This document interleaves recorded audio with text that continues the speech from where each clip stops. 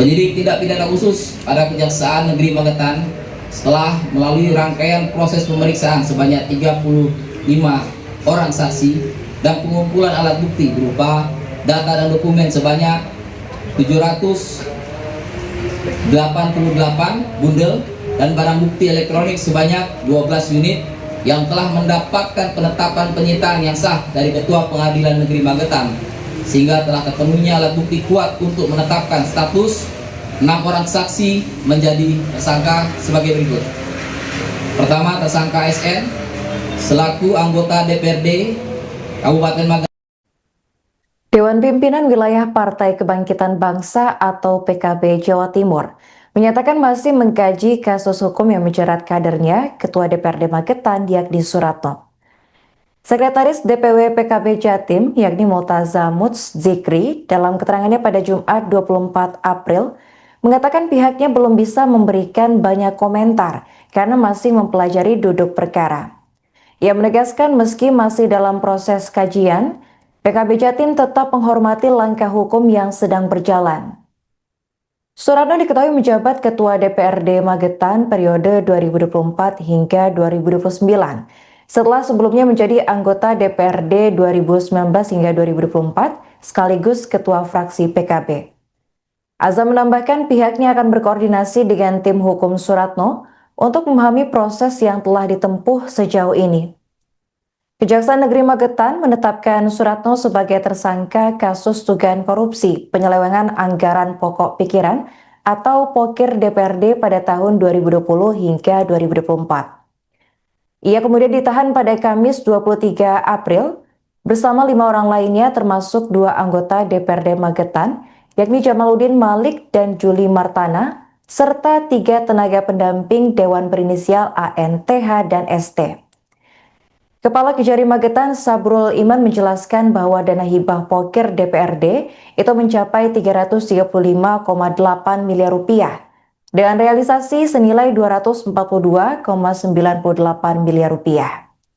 Dari hasil penyidikan ditemukan adanya manipulasi proposal, laporan pertanggungjawaban fiktif, hingga pemotongan dana hibah dengan berbagai alasan. Para tersangka kemudian dijerat dengan pasal 12 huruf E Undang-Undang Nomor 20 Tahun 2021 tentang pemberantasan tindak pidana korupsi. Mereka ditahan di rutan kelas 2B Magetan selama 20 hari, terhitung 23 April hingga 12 Mei 2026.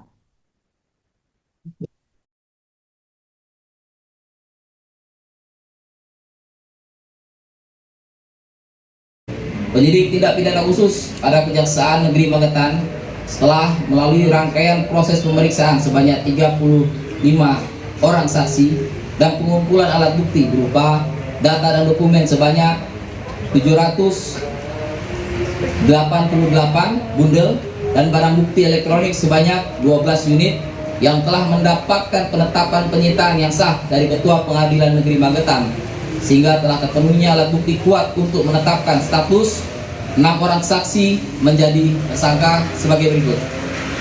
Pertama, tersangka SN selaku anggota DPRD Kabupaten Magetan tahun 2019 sampai dengan 2024 yang saat ini menjabat sebagai Ketua DPRD Kabupaten Magetan periode 2024 sampai dengan 2029. Yang kedua, tersangka JML selaku anggota DPRD Kabupaten Magetan periode 2019-2024 dan anggota DPRD Kabupaten Magetan periode 2024-2029. Yang ketiga, tersangka JMT selaku anggota DPRD Kabupaten Magetan periode 2019-2024 dan anggota DPRD Kabupaten Magetan periode 2024-2029. Tersangka AN selaku tenaga pendamping Dewan, tersangka TH selaku tenaga pendamping Dewan, dan terakhir nomor 6, tersangka ST selaku tenaga pendamping Dewan.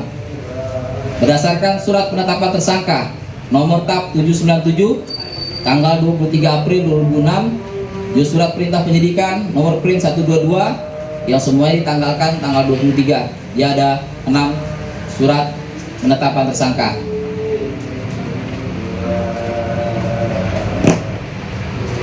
Atas perkara dugaan tindak pidana korupsi dalam penyalahgunaan dana hibah yang bersumber dari APBD Kabupaten Magetan melalui program Pokir, Pokok Pikiran DPRD Kabupaten Magetan tahun anggaran 2020 sampai dengan tahun anggaran 2024.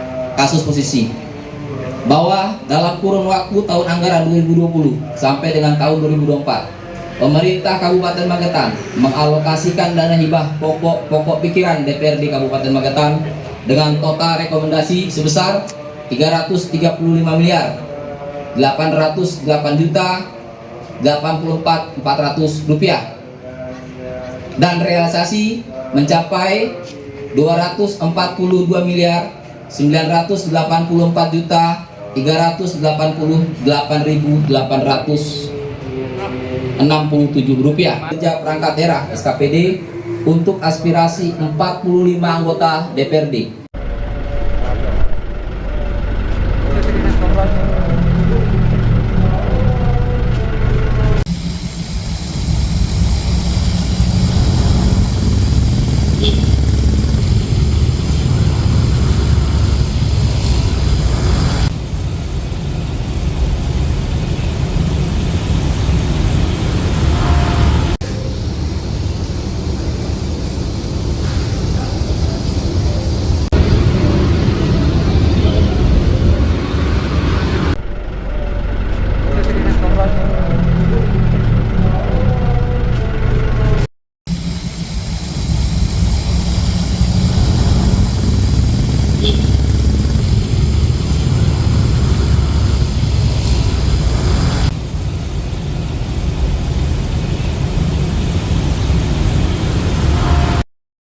Ketua DPRD Magetan periode 2024 hingga 2029, yakni Suratno, resmi ditetapkan tersangka oleh Kejaksaan Negeri Magetan.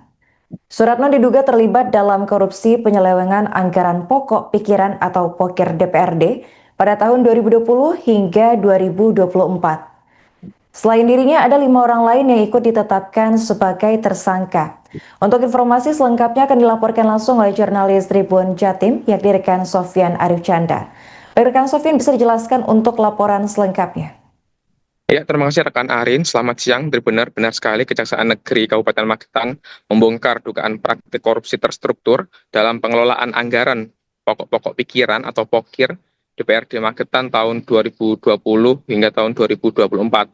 Dalam perkara ini, Ketua DPRD Magetan Suratno bersama 2 anggota dewan lainnya serta 3 tenaga pendamping ditetapkan sebagai tersangka oleh Kejari Kabupaten Magetan.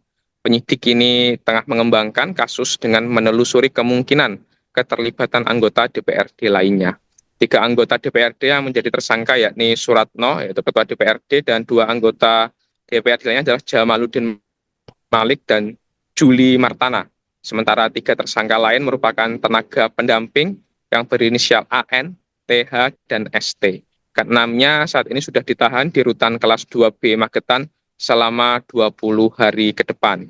Nah, kami juga sempat menghimpun informasi dari Kepala Kejari Magetan, yaitu Sabrul Iman, mengungkapkan bahwa modus utamanya adalah penarikan kembali dana hibah yang sudah dicairkan kepada kelompok masyarakat penerima manfaat. Jadi setelah dana hibah ini cair ke kelompok penerima, uang tersebut kemudian ditarik kembali, baik oleh anggota dewan maupun pendamping yang telah ditetapkan tersangka ini.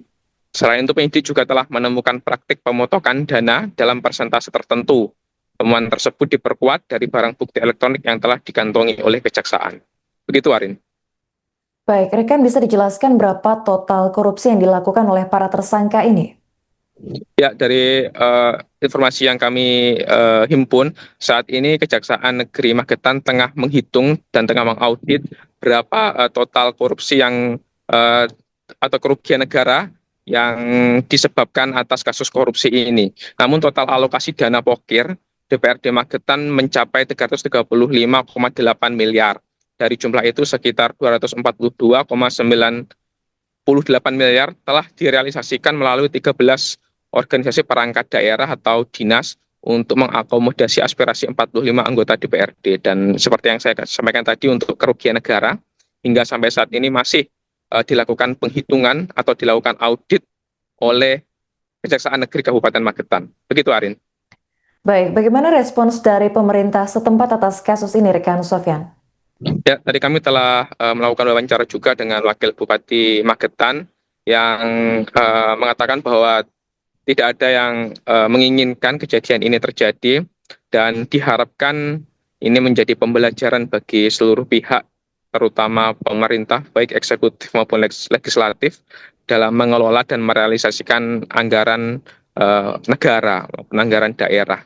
Dan Wakil Bupati juga memastikan adanya penetapan tersangka, baik itu ketua maupun 2 anggota DPRD lainnya, tidak mengganggu roda pemerintahan di Kabupaten Magetan. Jikapun nanti tugas-tugas dari ketua DPRD ini tidak bisa dilaksanakan atau ketua DPRD ini absen karena dilakukan penahanan, maka akan ditunjuk PLH atau pelaksana harian, lalu pelaksana tugas ataupun PLT, hingga nantinya akan dilakukan PAW ataupun penunjukan definitif jika Suratno memang terbukti melakukan korupsi tersebut. Begitu rekan Arin. Baik rekan Sofyan, apakah tersangka Suratno ini sempat buka suara pada saat, maksud kami pasca penetapan tersangka ini? Ya, dari pantauan kami di lokasi, Suratno ini tidak berkenan di wawancara ataupun memberikan statement kepada media saat digiring dari Kejaksaan Negeri Magetan masuk ke mobil tahanan menuju rutan kelas 2B Magetan. Suratno dan tersangka lainnya hanya menunjukkan ekspresi datar, sedih, dan bahkan Suratno sempat menunjukkan tangisan saat dibawa ke rutan Magetan. Namun sebelum itu memang sebelum penetapan tersangka ada sempat rapat paripurna yang diselenggarakan di kantor DPRD Magetan, dan saat itu Suratno sudah tidak nampak memimpin paripurna dan dipimpin oleh wakil ketua atau pimpinan DPRD lainnya. Begitu rekan Arin. Baik, terakhir rekan Sofyan, apa pasal yang dikenakan kepada tersangka dalam kasus ini? Nah, untuk pasalnya tentu saja adalah pasal pemberantasan korupsi dalam Undang-Undang Pemberantasan Tindak Pidana Korupsi dan Kitab Undang-Undang Hukum Pidana dengan ancaman hukuman yang cukup berat, Arin. Baik, terima kasih rekan Sofyan atas laporannya dan selamat melanjutkan tugas kembali. Sampaikan prihatin dengan peristiwa ini. Kita semua juga tidak menghendaki dan sebagainya. Ini harus menjadi pembelajaran semua kita dalam pengelolaan pemanfaatan dana yang bersumber dari pemerintah. Semua pihak harus patuh taat asas. Satu. Yang kedua, kalau menyangkut proses penegakan hukum yang ada di kejaksaan, karena itu wilayah hukum, jadi pemerintah tidak bisa menanggapi itu, tidak bisa merespon itu. Ya silahkan, sudah kita serahkan pada wilayah penegakan hukum.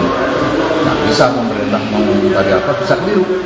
Ya sudah, bagaimana menurut hukum, pemerintah juga harus ikut dan taat pada hukum. Itu intinya. Jangan tanya yang lain-lain.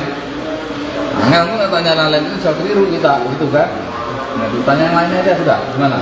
Kalau agenda pemerintahan dengan adanya ini terganggu nggak sih, Pak? Oh tidak. Kalau sistem pemerintahan sudah disiapkan, sudah teruji, sistemnya sudah tangguh, nggak ada si A, bagaimana mekanismenya, kan sudah selalu ada.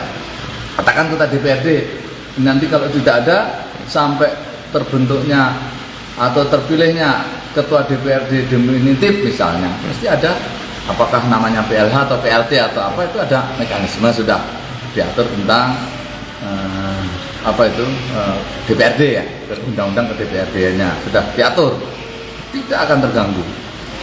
Kalau realisasi dari poker yang diduga ini gimana Pak, pengawasannya dari Pemkab, apakah benar-benar tidak sesuai dengan kalau menurut formalitas pemeriksaan kewenangannya di pemerintah sudah ada laporannya kan gitu, yang kepada pemerintah itu kan diberi apa, lalu yang diberi ada harus bertanggung jawab secara formal, secara legalitas formal sudah ada pertanggungjawabannya. Kalau misalnya nggak ada pertanggungjawabannya, akan dikejar oleh OPD masing-masing.